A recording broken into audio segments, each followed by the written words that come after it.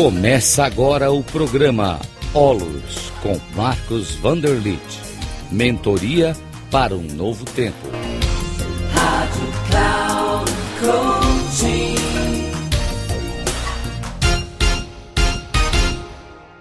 Olá, saudações, aqui é Marcos Vanderlit.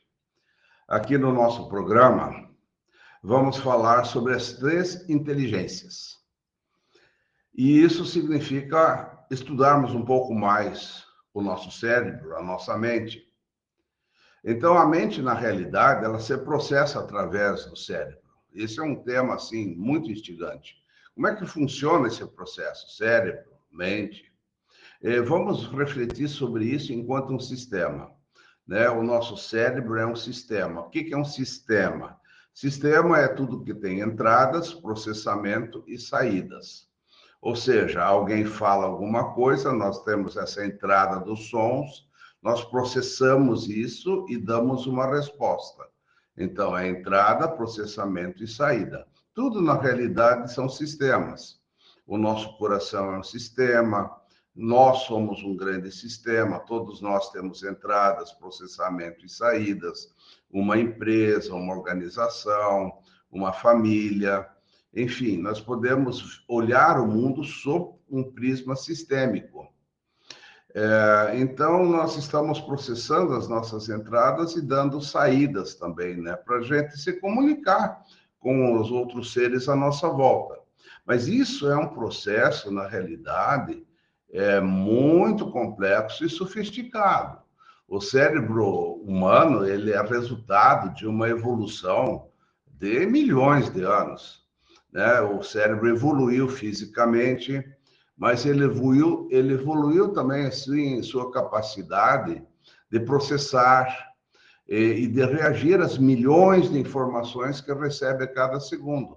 Luzes, cores, sons, movimentos, sensações de frio e calor, de liso, de áspero, né? Aspectos duros, né? Moles, palavras, figuras, ideias, sonhos, emoções e tudo mais. Então, reflita um pouco sobre isso e veja que maravilha. É realmente maravilhoso e espantoso. E, além de tudo, nós temos assim, uma memória fantástica. É uma capacidade assim, incrível de projetarmos as ações para o futuro. Né? E nós guardamos assim, um mundo de informações que nos são inconscientes. Algumas das quais a gente consegue acessar com muito treinamento e também com técnicas que vêm se aprimorando para acessar realmente o nosso inconsciente. Nós entendemos o que se passa no interior do cérebro, ou queremos entender isso. E isso significa também entender a nossa mente. Né? Então, é uma tarefa, assim, muito complexa, quase que impossível. Mas, assim, vamos considerar, assim, que a partir da década de 80, dos anos 80, ou seja, pouco mais de 35 anos, né, quase 40 anos, os cientistas da neurofisiologia, eles começaram a descrever o cérebro, e começaram a descrever inicialmente como 2 áreas distintas, o racional e o emocional. Esse referencial diádico ainda é muito usado, nosso racional, nosso emocional, né? Mas depois os cientistas, eles aprimoraram isso para descrever o cérebro em 3 áreas distintas. Então, isso é uma cosmovisão ou uma visão trialética, ou seja, os 3 lados da mente, as 3 mentes, né, que podemos dizer que funcionam num equilíbrio dinâmico entre si. Né? É sempre um todo que funciona integradamente. Né? Ora com mais ênfase num aspecto, ora no outro, mas sempre em conjunto. Então, os neurocientistas, eles descreveram o cérebro como? Então, o lado esquerdo, né, e de quem olha de trás para frente, fica o lado racional, né, nosso campo racional. Tá? Do lado direito fica o lado emocional.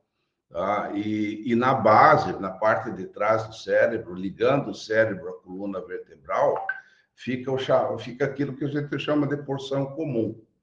Então, nós vamos falar muitas vezes assim, a nossa inteligência racional, a nossa inteligência emocional e a nossa inteligência operacional. Então, vamos ver assim quais são essas características principais de cada uma dessas três forças que atuam no nosso cérebro. Então, eu quero começar falando um pouco mais da inteligência operacional. Por quê? Porque ela é o nosso aspecto mais antigo e o nosso aspecto mais experiente, porque é o corpo caloso, não é? A parte antiga, o cérebro reptílico. Né? Mas por que isso? Porque as espécies mais antigas, elas já tinham assim um núcleo cerebral, né, que comandava todas as suas ações. Então, lá desde os antigos dinossauros, passando aí pelos répteis, cobras, lagartos, né, depois pelas aves, e aí até os mamíferos, chegando até nós que somos chamados, né, de Homo sapiens. Interessante, né? Por isso é que na linguagem dos neurocientistas, essa porção comum é chamada de cérebro reptílico, exatamente por ser a parte antiga. Então, a vida surgiu da água, né, dos peixes, alguns peixes conseguiram se tornar anfíbios, saindo da água, voltando para a água, e depois alguns se tornaram répteis, não é? Da onde vem toda a nossa evolução de lutar pela vida, pelo território, pela comida. Então, por isso é chamado de campo reptílico. Então, a porção comum, né, hoje em dia é chamada de mente operacional. Né? Ele funciona assim como um sistema bem operacional. Né? Ele funciona até como um computador, né? Juntamente com o HD da memória, assim. Então, tem memória, né? E lá fica estocado tudo que a vida já acumulou, né, nessa experiência ao longo de milhões de anos. Né? Por isso que na gestação de um bebê, a partir assim, de uma minúscula célula que se forma da junção do espermatozoide com o óvulo, né, esse novo ser sabe como formar órgão por órgão sem confundir nada. Ou seja, há ali uma sabedoria, uma inteligência muito profunda.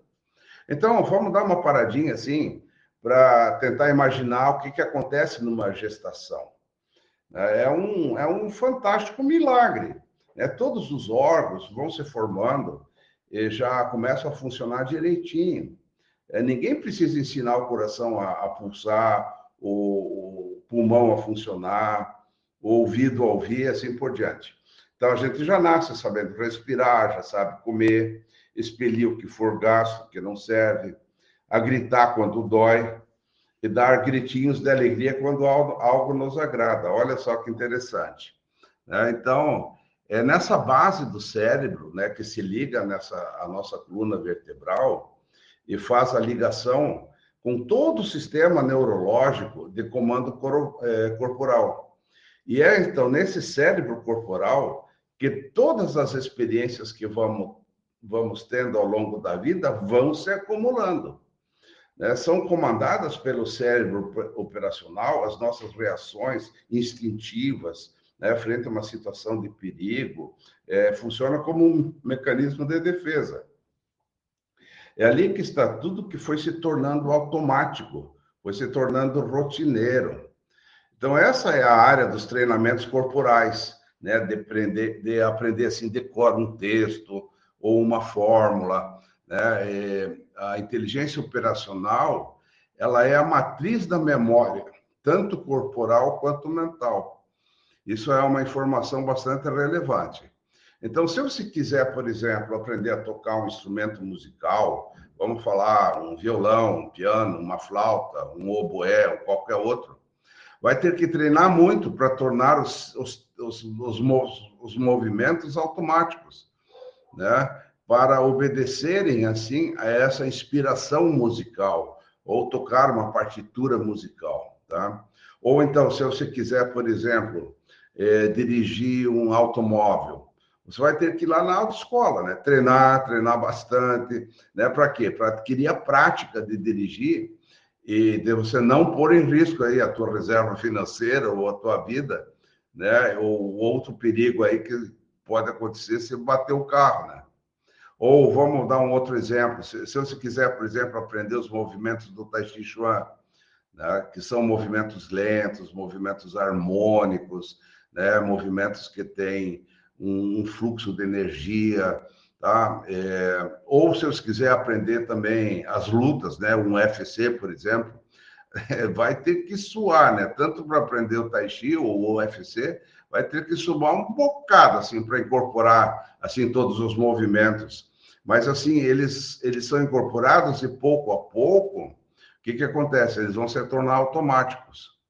Então, da mesma forma, para a gente se tornar um bom profissional, né, a gente vai ter que fazer cursos, fazer treinamentos, adquirir experiência, né, para a sua atividade, para essas atividades adquirirem o ritmo necessário a um exercício profissional, né? Portanto, assim, para o desempenho de um atleta, por exemplo, né, ou de um cirurgião, ou de um artista, ou de um administrador, para tudo é necessário um treinamento intensivo, né? E depois haja experiência em cima disso, né? Então a gente vai experimentando, treinando, acumulando, tendo memória, aprendendo, aprimorando, tá? Fala-se que a pessoa chega a uma maestria após 12 anos de treino de uma determinada atividade. Aí que você chega a uma certa maestria, olha só, né? E aqui que também a gente encontra assim a grande dificuldade das pessoas mudarem seus padrões de comportamento. Por quê? Porque os padrões de comportamento já estão arraigados, já estão profundamente somatizados nos nossos circuitos neurônicos. É por isso que é difícil mudar a forma de agir, de mudar a forma de pensar das pessoas, que ficaram assim sempre muito tempo numa rotina física ou às vezes naquilo que a gente chama de rotina intelectual. É assim muito difícil, né? As pessoas saírem das suas caixinhas, né? Em que se fecharam. Acho que o ser humano se fecha muito nas suas caixas, né? As pessoas estão nas suas caixas, né? Fala assim, principalmente que o homem, né? O ser humano masculino, ele é muito especializado em ficar dentro daquela caixa. É muito difícil sair da sua caixa, né? Mas para mudar alguma coisa, é preciso fazê-la sair da rotina. Ou seja, sair da rotina, encarar outras coisas, ter novas ideias. Por isso que fazer algo diferente, né, como você pegar uma outra rota para o teu trabalho, ou você fazer uma viagem, ou você fazer um curso totalmente diferente da tua área, né? Se você é engenheiro, vai fazer um curso de culinária, por exemplo, tá? Ou vai fazer um curso de declamação de poesias, né? Então, isso faz a gente sair da rotina e talvez a gente comece a perceber que a gente está tão dentro da normose, né? Ou dentro da caixinha, sempre repetindo os mesmos circuitos. Mas, evidentemente, que vai exigir um esforço nosso para nós podermos realmente irmos além, né? E tudo isso, obviamente, se refere a cada ser humano. Cada um de nós, né, tem essas questões, assim. Então, nós temos que fazer o quê? Observar em nós o que ficou marcando passo, o que ficou marcando passo, assim, né? O que ficou sendo repetitivo no tempo.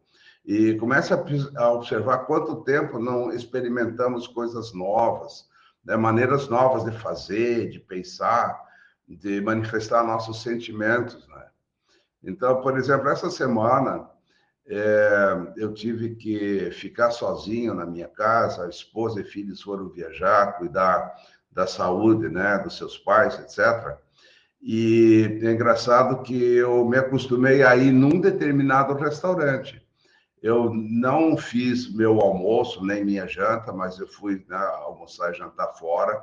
E sempre, mas aconteceu que eu sempre fui praticamente no mesmo restaurante. Mas isso é um hábito e eu deveria ter estado mais atento, né, a fazer com que eu pudesse realmente sair da rotina, né, e fazer coisas novas. E esse é um ponto assim que realmente eu vejo como importante. Agora, muitas vezes, quando uma pessoa se aposenta, por exemplo, ela vai aprender música, ou tocar um teclado, um saxofone. Então, isso é algo assim que renova a vida, cria um frescor mental, né? E esse é um aspecto assim importante. Porque, veja bem, quando a gente sempre tem os mesmos circuitos neuronais, os mesmos circuitos neurônicos, a cada vez a gente passa pelo aquilo que a gente faz passa pela mesma coisa. Isso é como a água da chuva, por exemplo, que quando cai, ela primeiro faz ali, né, um pequeno caminhozinho, e depois na próxima chuva a água passa por ali de novo, vai desgastando ali aquela terra, vai erudindo a terra. Daí, ao longo do tempo, cada vez mais chuvas e cada vez mais o buraco ali fica maior, né? Ou seja, cria verdadeiras crateras. Então, nós temos também crateras, né, na nossa mente.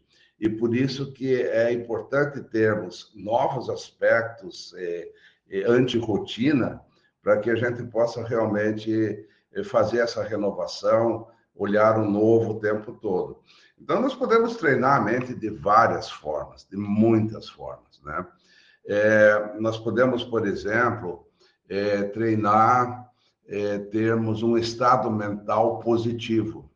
Então, basta a gente estar atento aos pensamentos e se esforçar para criar um pensamento positivo, um pensamento de amor, um pensamento onde você imagina um anjo de luz abençoando as pessoas, ou você vê uma coisa bonita, né? Você está andando na rua, você vê ali uma árvore, o nascer do sol, o pôr do sol, junto com a árvore, junto com as flores que tem, e aquilo se torna assim um êxtase.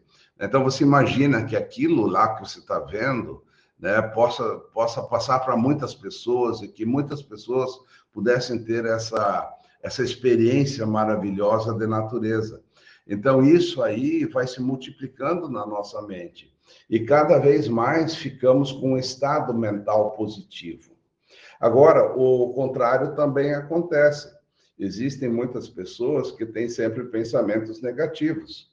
Ou seja, a pessoa sempre reclama de tudo. Nada nunca está bom.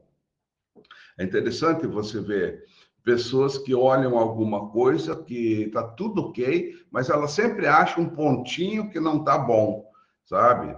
E então ela reclama, olha, esse restaurante aqui estava muito bom, mas tá, a toalha que vocês serviram não era da cor que eu gostaria que fosse. Então a pessoa reclama da cor da toalha, por exemplo. Então sempre essa negatividade. A pessoa sempre fala dos problemas, das dificuldades, do que ela não gosta nas outras pessoas. Então, isso vai gerando, ao longo do tempo, um estado mental muito negativo. Então, o ser humano tem, né, estados negativos, mas nós podemos treinar os estados positivos da mente. Então, a gente começa a ter uma vida mais alegre, uma vida de maior desfrute, uma vida de maior realização interior, né, de sentir-se bem aonde a gente está. Então, isso são treinos mentais que todos nós podemos fazer. Então, essa é a questão assim, que eu quis trazer neste áudio aqui. Na próxima vez eu vou falar um pouco mais da inteligência emocional, no próximo programa, e vou falar também da inteligência racional. Né? As duas inteligências, junto com a inteligência operacional, elas vão formar o conjunto do ser humano. Nós sempre temos as três inteligências atuando em conjunto: a racional, a emocional e a operacional. E aí precisamos ter um equilíbrio dinâmico. Ora, uma inteligência se sobrepõe à outra, de acordo com o momento, mas depois a gente vai fazer com que a gente possa usar o outro lado. Por exemplo, de repente eu preciso falar, explicar, eu estou mais no campo racional, tá? Mas isso não significa que a gente não tenha emoções e não significa que a gente não esteja fazendo nada. Claro que os três campos funcionam. Um é eixo, mais usado naquele momento, os dois são apoio. Depois muda, não é? De repente você vai escutar uma música clássica, aí o emocional ele é mais forte, O racional e o operacional também estão de apoio, né? Ou então você vai fazer um serviço manual, aí você está com foco, né, na inteligência operacional. Aí o emocional e o racional são suportes, são panos de fundo, são apoios. Então, gente, é muito interessante e importante que a gente descubra como funciona o cérebro e a mente através do cérebro. Então, espero assim que eu possa ter trazido assim uma boa reflexão sobre isso e que você possa aprender a usar integradamente os 3 campos e não ficar demais num campo só, tá bom? Então, um grande abraço. Se você quiser ter mais informações, entre no nosso site holos.org.br, holos.org.br. Ali você vai encontrar vários cursos de formação em mentoria, de coaching, de advice. Você vai encontrar outros cursos também bastante importantes. Então, fica aqui meu abraço, saudações a todos, muito obrigado, até a próxima audição.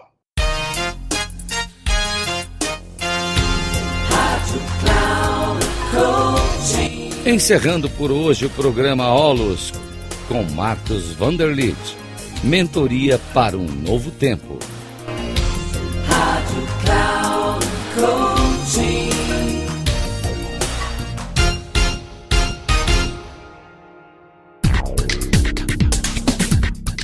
Programa Holos com Marcos Vanderlitt.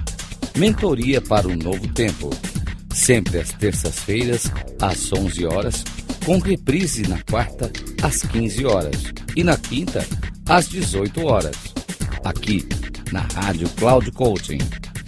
Acesse o nosso site radio.cloudcoaching.com.br e baixe o nosso aplicativo na Google Store.